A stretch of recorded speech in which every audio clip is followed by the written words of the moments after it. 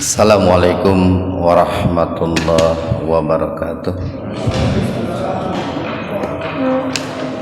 Alhamdulillahi rabbil alamin alladzi an'ama 'alaina bi ni'matil iman wal islam walladzi arsala rasulahu bil huda wa dinil haq liyudhhirahu 'ala dini kulli wa kafa billahi shahida. Asyhadu an la ilaha illallah wahdah la syarikalah wa asyhadu anna muhammadan abduhu wa rasuluh alladzi la nabiyya wa la rasula ba'dah.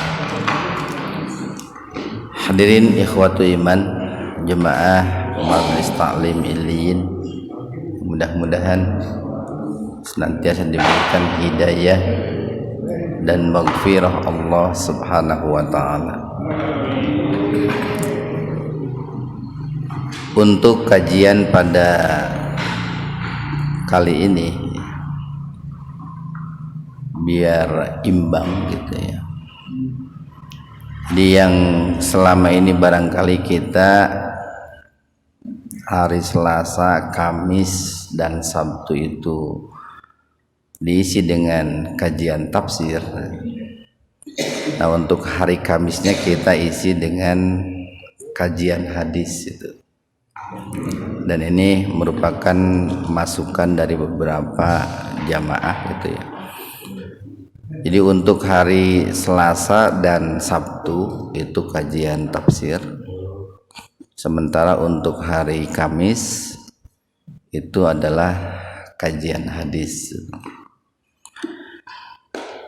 Karena hadis ini merupakan sumber kedua gitu ya, setelah Al-Quran gitu. Sehingga kita di samping mempelajari Al-Quran, sangat penting juga untuk mempelajari hadis. Seperti yang disabdakan oleh Rasulullah sallallahu alaihi wasallam, taraktu fikum amraini, aku tinggalkan dua pusaka, aku wariskan dua pusaka kepada kalian. Ma in tamassaktum bihima lan tadillu abada, selama kalian berpegang teguh kepada dua pusaka itu, maka kalian tidak akan tersesat selama-lamanya. Kalian akan selamat, kalian akan sampai ke tujuan. Tujuan akhir hidup kita itu kan selamat di akhirat ya, bertemu dengan Allah dalam keadaan selamat, terhormat. Yang pertama adalah kitabullah Al-Quran, yang kedua adalah sunnah Rasulullah sallallahu alaihi wasallam. Nah, jadi untuk hari Kamis kita mengkaji hadis. Dan hadis yang kita kaji ini adalah Al-Arba'in. Kemarin saya cari-cari di toko buku, hanya ada 21 gitu. Sebetulnya sudah keliling-keliling gitu ya, sambil memberikan arahan ke Pak Haji Tatang, Pak Camat, terkait pembangunan ini. Cari-cari buku di Palasari itu ada 21. Ya, saya udah pesan nih, nanti insya Allah untuk pekan depan mudah-mudahan ada. Nah, ini hadis Al-Arba'in ini ditulis oleh Imam An-Nawawi dan diambil dari kitab Sahih Bukhari dan juga Sahih Muslim gitu. Nah, disebut Al-Arba'in ini sesuai dengan ininya, nggak banyak hadisnya gitu. Arba itu kan 4 itu. Kalau Arba'in 40. Jadi hadis yang tercantum di dalamnya yang dirangkum oleh Imam An-Nawawi dari Sahih Bukhari dan Muslim itu ada 42 lah, 42 hadis. Yang tentu ini merupakan hadis-hadis pilihan gitu ya, hadis-hadis pilihan yang sangat penting untuk kita pelajari, kita pahami ya. kita amalkan gitu. Dan kalau bisa kita hafalkan gitu. Jadi kalau Imam Bukhari, Imam Muslim hafal ribuan hadis, kurang mau 42 hadis lah gitu. Jadi sebelum maut paling tidak hafal 42 hadis itu. Ini pun nih dalam rangka mempermudah kita dalam mempelajari dan memahaminya. Oleh Imam An-Nawawi itu sanadnya diringkas itu, bahkan boleh dibilang sanadnya dihilangkan. Sanad itu mata rantai yang meriwayatkan hadis ini.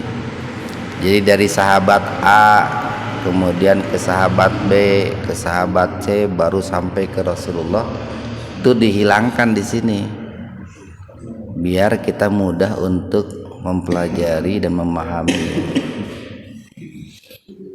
Dulu saya waktu sanawiyah kalau nggak salah ya, SMP kelas 1, hafal hadis ini itu pas pesantren Ramadan gitu. Jadi pesantren Ramadan itu sebulan waktu itu fokus hanya menghafal dan mempelajari hadis ini. Alhamdulillah hafal. Itu waktu itu usia 15 tahun berapa tahun ya? 12 tahun lah. Jadi lamun usia 12 tahun saya hafal, bapak-bapak usia 60 tahun kudu hafal pisan gitu. Anu 60 tahun mah dewasa pisan gitu. Insyaallah ini hanya 40 sekian kali pertemuan. Jadi kalau ada 42 hadis berarti hanya sekian 40 kali pertemuan. Dan yang kita pelajari itu sebetulnya ini ya, kita melakukan mempelajari kajian tafsir, melakukan kajian tafsir itu baru tafsirnya, sementara ilmu tafsirnya belum gitu. Ilmu tafsirnya belum. Ada ilmu madzhab tafsir kan, ada ilmu metode penafsiran, itu belum. Ada ilmu ini ar-riwayat fi kutubi tafsir, itu belum. Kita pun sekarang nih belajar hadis, ilmu hadisnya belum itu. Banyak ilmu hadis itu. Ada ilmu mustalahul hadis, ilmu yang mempelajari istilah-istilah dalam hadis. Ada ilmu tahrijul hadis, ilmu yang mempelajari siapa yang meriwayatkan hadis. Ada ilmu sanad, ada ilmu matan, ada ilmu jarah wa ta'dil. Jadi cukup banyak untuk bisa mempelajari hadis itu, ilmu-ilmu yang sudah kita pelajari, yang harus kita pelajari. Namun mengingat waktu kita gitu ya, waktu kita yang cukup terbatas, kita pelajari dulu hadisnya, nanti beres ini kita ganti dengan ilmu hadisnya gitu ya. Kalau untuk Quran alhamdulillah, jadi kita belajar ilmu tajwidnya dan kita belajar prakteknya juga gitu. Nah itu sudah bagus, itu ada ilmu tajwidnya, ada prakteknya. Saya sering sampaikan kan ada idgham, ada idhar, ada ikhfa. Nah itu ilmunya, kemudian dipraktekkan itu. Ikhwanu fillah arsadakumullah. Menurut Imam As-Syafi'i ya, dan Imam Ahmad, bahwa dalam hadis Al-Arba'in ini gitu, atau hadis-hadis yang tercantum dalam Al-Arba'in ini sudah mencakup sepertiga ajaran Islam gitu ya. Sudah mencakup sepertiga syariat Islam. Sehingga paling tidak sudah cukup lah, walaupun tentu sebetulnya tidak cukup. Betapa pentingnya hadis-hadis yang terangkum dalam Al-Arba'in ini. Imam As-Syafi'i mengatakan seandainya umat Islam itu mampu mempelajari, memahami Al-Arba'in ini, sudah cukup gitu. Sudah cukup. Dan nanti dari sini diperas lagi Pak, dari sekian puluh ribu hadis itu diperas lagi saripatinya itu ada 4 itu sebetulnya. Ada 4. Apa? 1 nih, innamal a'malu binniyat. Sesungguhnya amal perbuatan seseorang itu tergantung niatnya. Itu saripati pertama, Pak. Jadi dari sekian ribu hadis kalau dirangkum itu 1 itu. Yang kedua, khairun nas anfa'uhum linnas. Sebaik-baik manusia adalah yang paling banyak memberikan manfaat bagi yang lain. Yang ketiga, min husni islamil mar'i tarkuhu ma la ya'ni. Sebaik-baik keislaman seseorang adalah meninggalkan hal-hal yang tidak bermanfaat untuk dirinya, baik dunia ataupun akhirat. 1 lagi saya lupa itu. Jadi 4 lah saripati dari sekian ribu hadis itu. Baik, ikhwan fillah arsadakumullah. Hadis yang pertama nih, setiap amal tergantung niatnya. Ini kalau Bapak baca kitab-kitab hadis nih, Sahih Bukhari, Sahih Muslim, ataupun kitab-kitab hadis yang lain yang ditulis oleh para ulama hadis, itu selalu mencantumkan rata-rata di bab awal, Pak, bab awal. Hadis yang pertama mereka cantumkan dan mereka bahas itu, ini kebanyakan hadis ini dibanding hadis tentang niat itu. Itu rata-rata para ulama hadis begitu. Kenapa kok yang dicantumkan yang pertama itu hadis tentang niat? Ini dalam rangka mengingatkan dirinya dan mengingatkan para pembaca tentang pentingnya niat dan tentang pentingnya meluruskan niat itu. Jadi bukan tanpa maksud gitu ya, para ulama hadis dalam menulis dan menyusun kitab hadisnya, hadis yang pertama itu adalah hadis ini nih, innamal a'malu binniyat. An Amiril Mu'minin, dari Amirul Mu'minin. Siapa Amirul Mu'minin itu? Abi Habsin Umar bin Khattab. Abi Habsin, ayahnya Habsah, yang bernama Umar bin Khattab. Ini merupakan khalifah yang kedua setelah Abu Bakar As-Siddiq ya.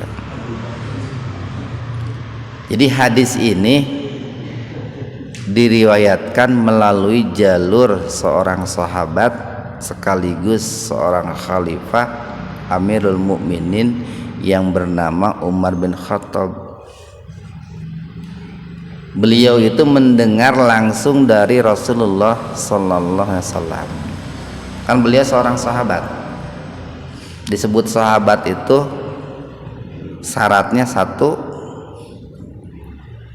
bertemu dengan Nabi gitu ya. Yang kedua, masuk Islam. Yang ketiga, wafat dalam keadaan Islam. Itu 3 minimal syarat sahabat, disebut sahabat Nabi itu. Nah, beliau itu bukan hanya pernah bertemu dengan Nabi ya, beliau orang yang senantiasa menjaga keselamatan Rasulullah sallallahu alaihi wasallam. Sampai-sampai kan beliau mengatakan, saya ini selama hidup tidak akan menyarungkan pedang saya. Kenapa? Karena khawatir ada orang yang mau melukai Nabi Muhammad sallallahu alaihi wasallam. Nah, qala, beliau berkata, Umar bin Khattab itu berkata, sami'tu. Nah, sami'tu asal itu sami'a plus tu. Nah, tu itu merupakan ini, asalnya itu anak gitu, kata milik untuk anak. Jadi sami'tu, aku mendengar. aku telah mendengar Rasulullah.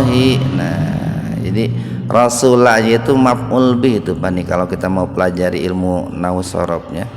Sami'a itu subjek, tu-nya itu sami'a itu predikat, tu-nya itu subjek, Rasulullah-nya itu objek gitu. Jadi ada fi'il, ada fa'il, ada maf'ul nah gitu Pak. Ini kan kemarin ada yang mengusulkan belajar bahasa Arab nih. Jadi sedikit-sedikit kita kupas. Sami'a-nya itu fi'il, kata kerja, predikat. Tu-nya itu fa'il. Fa'il itu adalah subjek, pelaku. Rasulullah-nya itu maf'ul, objek itu. Subjek, predikat, objek kan begitu. Cuman kalau dalam bahasa Arab dibalik, predikat, subjek, objek gitu. Kalau dalam Al-Qur'an hadis begitu. Jadi sami itu Rasulullah, aku telah mendengar Rasulullah sallallahu alaihi wasallam yaqulu, beliau bersabda itu.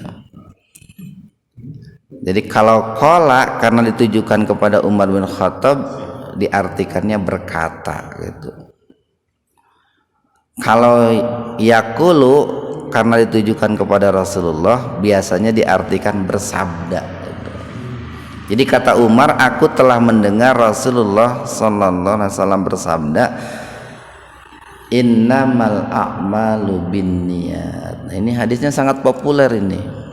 Masih karena hampir umat Islam hafal ini hadis ini. Lamun teu hafal kudu dicoba dihafalkeun gitu ya. Jadi innamal a'malu binniyat. Nah, kalau kita lihat nih asbabul wurud. Jadi kalau Al-Qur'an itu namanya asbabun nuzul. Sebab-sebab diturunkannya ayat Al-Qur'an itu.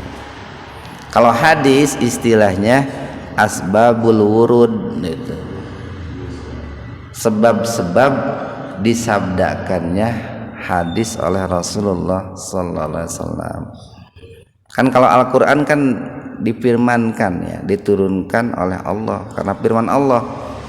Kalau hadis disabdakan oleh Rasulullah. Jadi ada asbabun nuzul, ada asbabul wurud. Kalau untuk Al-Qur'an ya, kita memahami, menjelaskan Al-Qur'an disebutnya itu tafsir. Kalau hadis istilahnya itu sarah Pak. Sarah hadis. Sarah hadis. Kalau hadis-hadis Imam Bukhari itu disarah oleh Ibnu Hajar Al-Asqalani itu. Dijelaskan oleh Ibnu Hajar Al-Asqalani. Jadi ada istilah-istilah tersendiri gitu Pak ya. Kalau untuk menjelaskan Al-Qur'an disebutnya tafsir. Kalau untuk menjelaskan hadis disebutnya sarah hadis. Nah, jadi ini bicara tentang seputar niat. Nah, kalau kita lihat asbabun nuzulnya itu dulu Pak ya, di zaman Rasulullah sallallahu alaihi wasallam.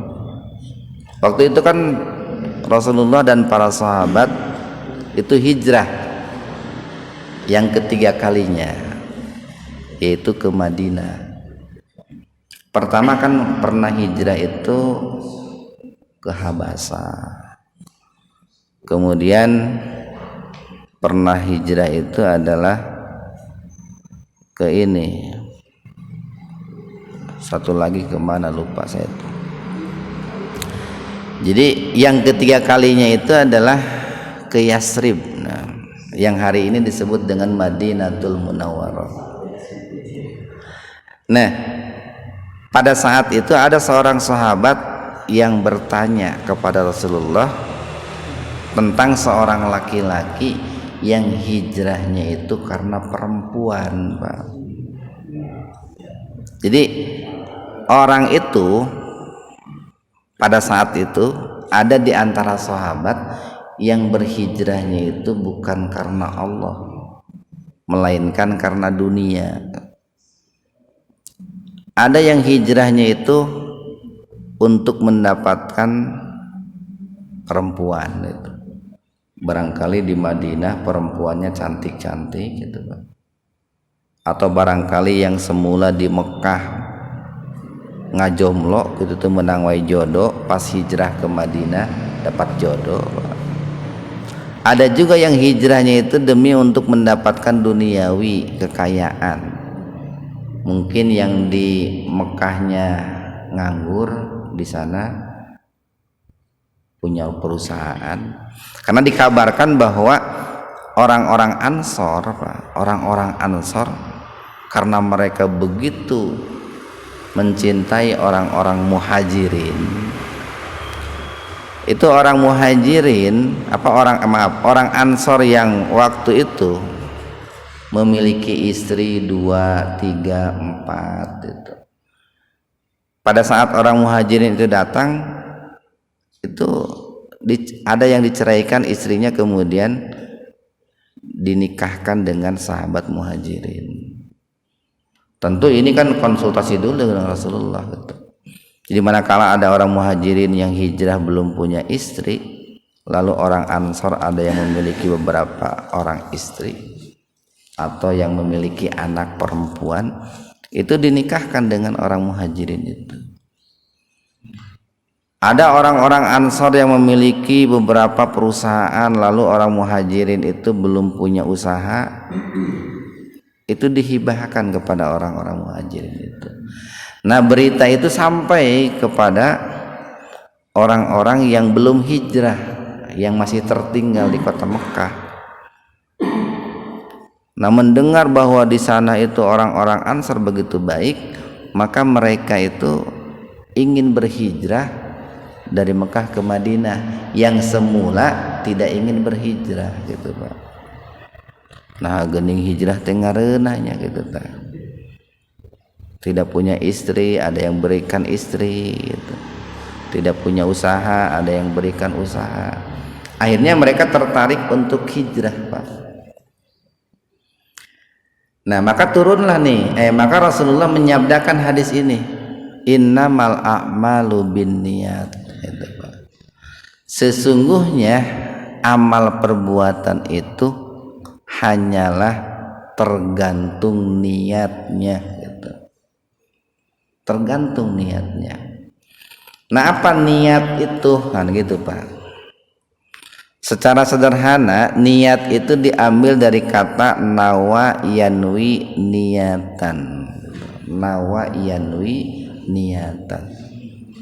Artinya itu adalah al-qasdu, itu maksud, tujuan. Jadi niat itu artinya adalah maksud, tujuan. Artinya bahwa secara sederhana yang disebut dengan niat itu adalah tujuan untuk melakukan suatu perbuatan atau maksud dari melakukan suatu perbuatan, itu adalah niat Pak. Dan niat itu terbagi dua secara garis besar. Satu, ada niat karena Allah. Dua, ada niat karena selain Allah. Itu hanya dua. Dan Islam memerintahkan dalam hal-hal yang sifatnya ta'abudiyah, itu niat itu hanya boleh karena Allah. Tidak boleh orang itu niat selain untuk Allah. Umpamanya tadi kalau dalam hadis ini kan ada orang yang hijrahnya itu niatnya karena dunia dan karena perempuan. Karena kan begini, biasanya orang itu orientasi hidupnya itu kalau bukan karena Allah, itu adalah karena harta, tahta, wanita. Itu tidak lepas dari tiga itu Pak. Jadi secara garis besar niat itu ada dua. Satu ada lillah, lillahi rabbil alamin, karena Allah semata. Yang kedua adalah karena duniawi, dalam arti duniawi yang sangat luas. Wa innama, nah wa dan innama sesungguhnya hanyalah likulli, li untuk kulli tiap-tiap imri'in, seseorang dalam melakukan urusan manawa, itu sesuai dengan niatnya. Jadi seseorang di dalam melakukan suatu pekerjaan itu tergantung niatnya, Pak. Tergantung niatnya. Nah, yang perlu kita pahami begini nih. Para ulama itu sepakat itu, Pak. Tidak ada perbedaan pendapat. Merupakan sebuah ijma lah istilahnya itu. Ijma itu konsensus para ulama, kesepakatan para ulama bahwa niat itu hukumnya wajib dalam beribadah. Sekali lagi, dalam beribadah ulama sepakat niat itu hukumnya wajib. Bahkan ditambahi lagi, bukan hanya niat karena Allah. Jadi niat karena Allah itu hukumnya wajib dalam ibadah apapun. Artinya kalau orang dalam beribadah dia tidak berniat karena Allah, ibadahnya tidak diterima, itu tidak sah. Kita sholat, zakat, puasa, haji, kalau niatnya bukan karena Allah tidak diterima. Atau berniat tapi niatnya selain untuk Allah tidak diterima gitu. Jadi wajib. Nah, cuma ulama berbeda pendapat nih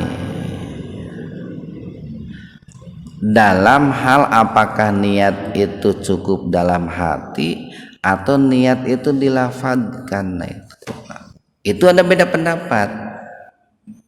Jadi kalau yang pertama ulama sepakat niat karena Allah itu wajib. Yang kedua nih ulama itu beda pendapat kalau niat itu cukup dalam hati atau dilafadzkan.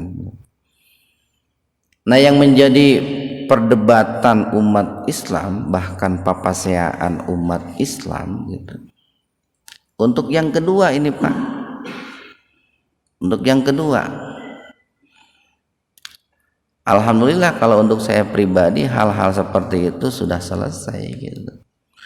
Nah, biasanya umat Islam itu banyak diributkan apakah niat itu cukup dalam hati atau dilafadzkan. Padahal mestinya yang perlu ditekankan itu yang pertama, niat itu wajib karena Allah. Nah, itu yang mesti ditekankan itu. Itu masalah usul itu, Pak, masalah pokok. Kalau niat itu dilafadzkan atau dalam hati itu masalah ijtihadiyah, masalah furu itu, Pak. Masalah furu. Nah, cuman eta kita sering memperdebatkan hal-hal yang sifatnya aksesoris itu, Pak. Aksesoris itu. Jangan rata-rata begitu, Pak, bukan hanya dalam hal ibadah. Dalam hal-hal lain pun begitu. Kadang orang itu berdebat tentang makan mengenai lauk pauknya. Nu hiji hayang jeung sayur, nu hiji hayang jeung sambel, nu hiji hayang jeung ayam bakar. Ai nasina eueuh nya mal bisa darat tuh. Nu diperdebatkeun teh nu kituna apa tah? Lauk paukna. Ai nasina teh didebatkeun gitu. Jadi mestinya itu orang itu fokus bahwa innamal a'malu binniyat itu. Ini sebuah perintah bahwa amal ibadah itu harus diniatkan karena Allah. Jadi perlu saya sampaikan begini, Pak nih. Dalam beribadah itu perlu juga kita membangun kecerdasan sosial. Bagaimana membangun kecerdasan sosial dalam beribadah? Bagi bapak-bapak nih, barangkali yang ketika mau sholat suka melafadzkan niat, tong tarik teuing ngalafadzkeun teh, tong tarik teuing biasa we dina lidah, teu kudu teuing kedengaran kas ujung kanan ujung kiri kasop paling belakang. Bisi di samping kanan kiri kita itu ada orang yang punya pemahaman dan praktek tidak melafadzkan niat gitu Pak. Jadi kalau mau dilafadzkan jangan terlalu keras gitu. Begitu pula bagi orang yang niatnya cukup dalam hati untuk membangun kecerdasan sosial nih Pak, biar hubungan sosialnya bagus. Ketika mau sholat itu ada jedah lah sedikit dalam rangka untuk tumakninah gitu, dalam rangka untuk membangun kehusuan tumakninah, walaupun niatnya sudah dalam hati tidak melafadzkan. Cuman orang kan sukanya apa ya, istilahnya itu ini mau puas batur gitu ya, mau puas batur tuh jadi ya orang masuk melafadzkan niat. Nah, tahu dia orang yang di sampingnya itu nggak melafadzkan niat, nah aja ditarikkan gitu. Tahu orang yang di sampingnya itu melafadzkan niat ketika mau sholat, tidak ada jeda sedikit pun, langsung bari gagaro bujur bari takbir gitu. Nah ya mestinya kan diam dulu itu maknina itu. Jadi di samping kita itu membangun hablum minallah, cobalah bangun juga hablum minannas gitu Pak, bangun. Karena itu adalah masalah furu'iyah, masalah aksesoris. Jadi jangan sampai gara-gara masalah aksesoris hubungan sosial kita itu tidak bagus gitu. Tidak bagus. Nah itu. Jadi catatan yang penting, yang paling penting bicara niat itu adalah niat karena Allah. Apa pentingnya niat? Nah gitu Pak. Niat itu penting untuk membedakan antara satu amalan dengan amalan yang lain. Sekali lagi, niat itu untuk membedakan antara satu amalan dengan amalan yang lain. Walaupun tadi ada yang dalam hati, ada yang dilafadzkan. Cuman kan dengan niat dalam hati ataupun dilafadzkan itu menunjukkan adanya perbedaan atau peralihan dari satu amalan ke amalan yang lain. Contoh begini nih, ada orang ketika safar nih, saya itu banyak sholat duhur dan asar itu di jamak dan di qashar Pak, hampir separuh dalam sebulan itu, separuh waktu itu duhur dan asar di jamak dan qashar. Karena tiap hari saya melakukan perjalanan, lamun dilempengkeun malah jauh we. Lamun diukur berapa kilometer dalam sehari itu cukup untuk jamak dan qashar. Nah, kenapa kita itu penting niat dalam hati gitu, penting niat dalam hati, biar kita itu memfokuskan diri. Oh ini saya itu mau sholat duhur dan asar itu di jamak dan di qashar, tidak seperti biasa gitu. Malah kalau ada ini mah, kalau ada teman yang lain yang ikut sholat berjamaah dengan kita di jamak dan di qashar juga, diberitahu saya sholat duhurnya mau jamak dan qashar gitu. Bisi ke kita meniatnya jamak dan qashar, makmum kita nah geuning eta teh 2 rakaat duhur teh gitu. Subhanallah, padahal niatna kan jamak qashar Pak. Jadi perlu diberitahu. Pokoknya nih kita sholat di tempat, di dalam perjalanan ya, di tempat orang, kita niat mau jamak qashar, di belakang kita mau ada yang bermakmum, kita katakan saya sholatnya mau jamak dan qashar ya, saya ikut. Nah, jadi untuk membedakan antara satu amalan dengan amalan yang lain. Yang kedua, pentingnya niat itu untuk memisahkan antara kebiasaan dengan ibadah, untuk membedakan antara kebiasaan dengan ibadah. Contoh begini Pak nih, ada orang itu yang terbiasa sebelum duhur itu tidur, agak kebiasaannya tiba heula sare gitu Pak. Di mana teu di ditu teu di dieu teu di lembur teu di kota, pokoknya mah lamun sebelum duhur eta jalma teh sok sare. Karena kebiasaan tidak ibadah itu Pak. Coba lamun niatnya saya itu mau tidur sebelum duhur, niatnya itu qailulah, karena ini dicontohkan oleh Rasulullah, ibadah itu Pak.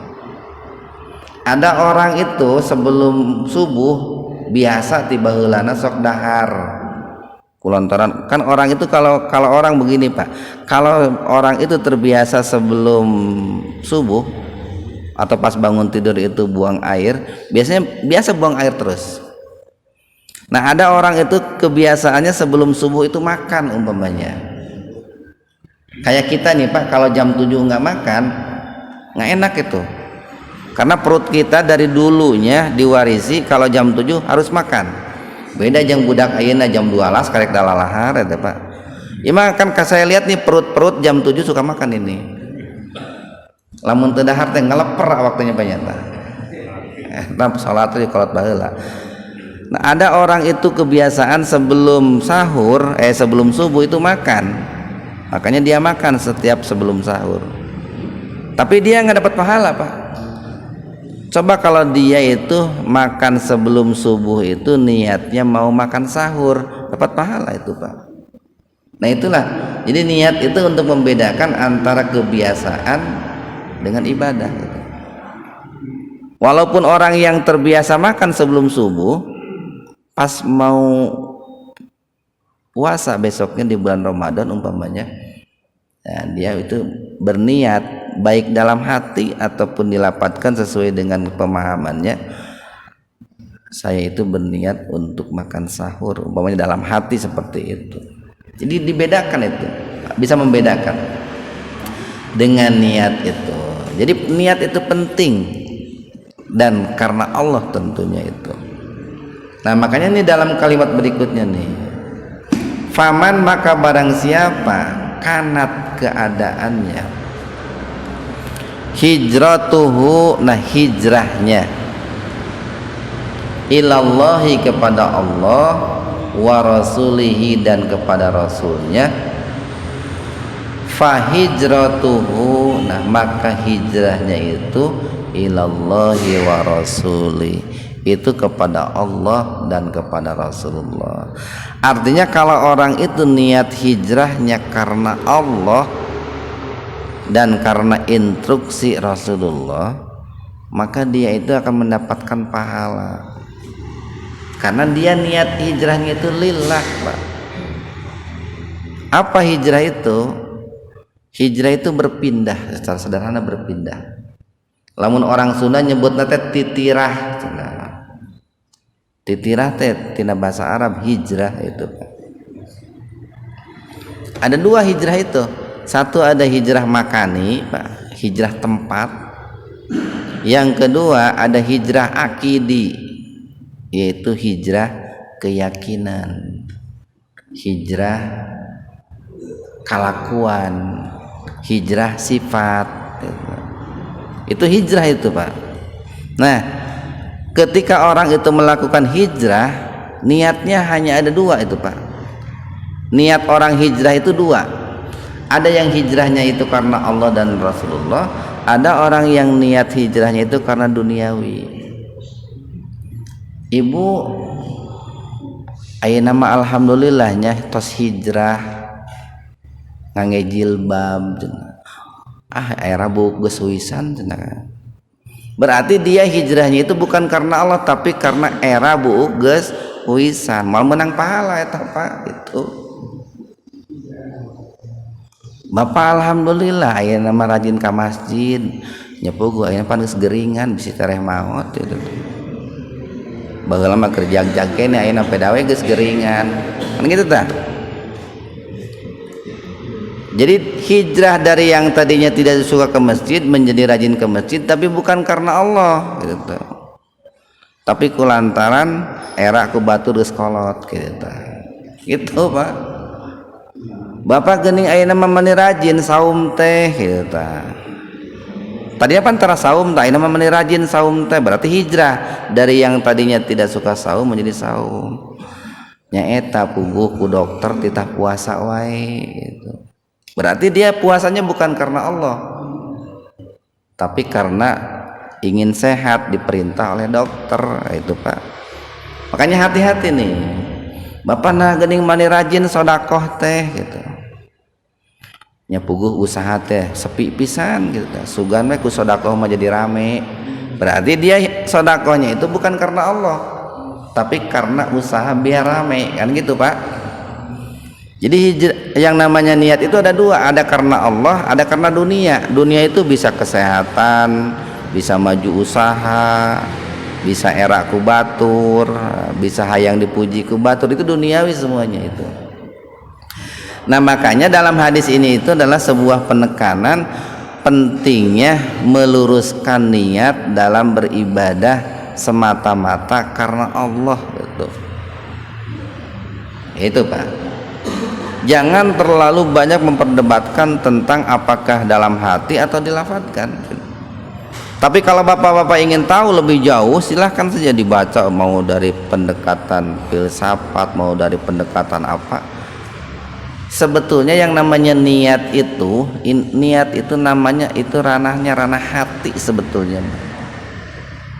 Kalau mau dibaca dalam tulisan para ahli, para pakar itu, ranahnya itu ranah hati. Cuman kalau kita sering salah memahami begini, ketika saya tanya kepada orang itu, Bapak, Allah itu apa artinya?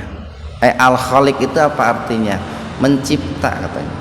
Allah sebagai pencipta. Pencipta teh apa? Cenah.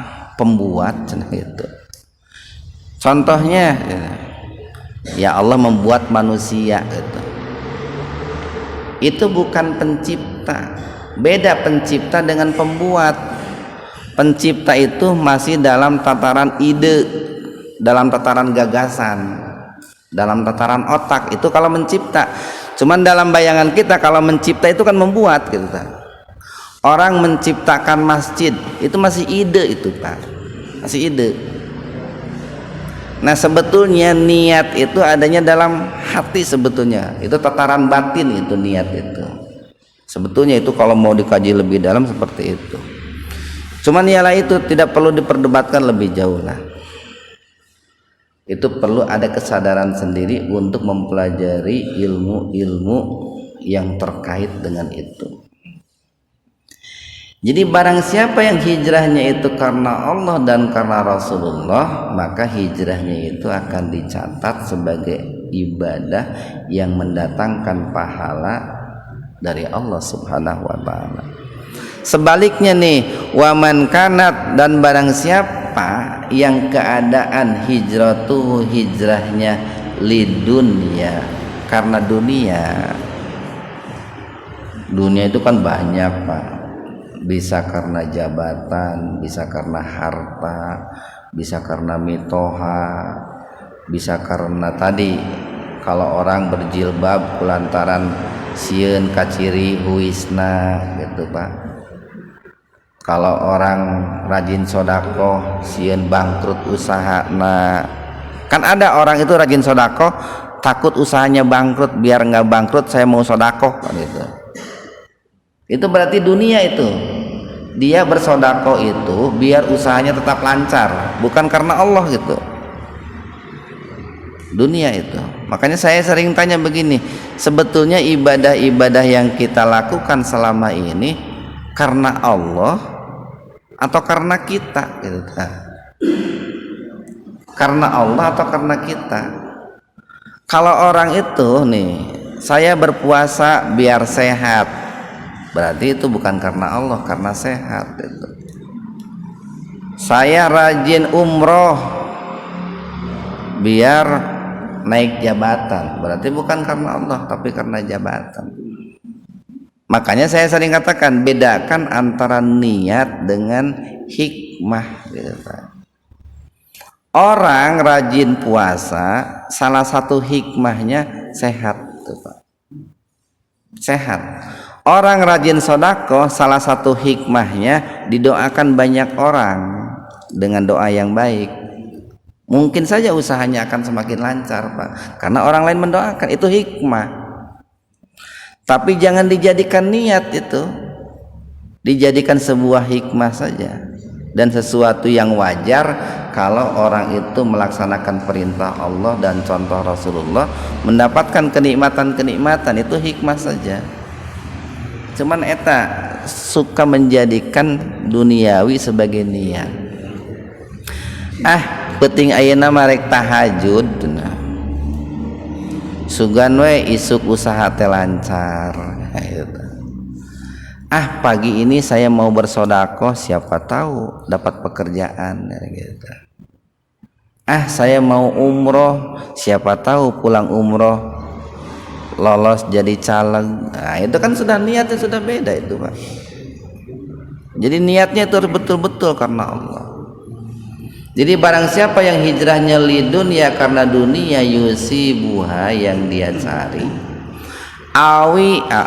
atau imra'atin, perempuan, yang kihuha, yang ingin dia nikahi, fahijratuhu, maka hijrahnya itu ila ma hajaro ilai, sesuai dengan hijrahnya. Jadi orang yang memakai jilbab karena ingin ubannya tertutupi, ya tertutupi, Pak. Orang yang rajin sodakoh karena ingin dipuji, ya dia dapat pujian, Pak. Orang-orang memuji dirinya. Orang yang berbagi karena ingin menarik suara rakyat, ya dia dapat suara rakyat, Pak. Tapi di akhirat dia tidak dapat apa-apa lagi tuh, Pak. Jadi balasannya sudah Allah berikan di dunia sesuai dengan apa yang dia inginkan, lah gitu, Pak. Sesuai dengan apa yang dia inginkan. Nah, sekali lagi, inilah pentingnya untuk meluruskan niat semata-mata karena Allah dalam berbagai amal ibadah yang kita lakukan. Nah, hadis ini sahih, Pak. Ini semua hadis yang ada di sini sahih. Ini diriwayatkan oleh Al-Imam Bukhari dan juga Imam Muslim. Nanti kedepannya ini hadis riwayat Imam Bukhari dan Muslim itu cukup Bukhari Muslim. Cuman ini karena di awal saja, Pak, nih panjang nih.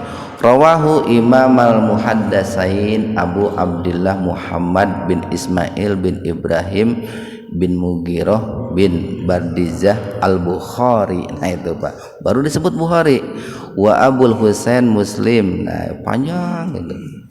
Jadi biar tahu nih sebetulnya nama lengkap Imam Bukhari dan Imam Muslim itu siapa. Nah ini ditulis nih. Nanti kedepannya diringkas, tinggal Bukhari Muslim, Bukhari Muslim. Mudah-mudahan hadis yang pertama ini ya. Mangga Pak Ustadz Yusuf.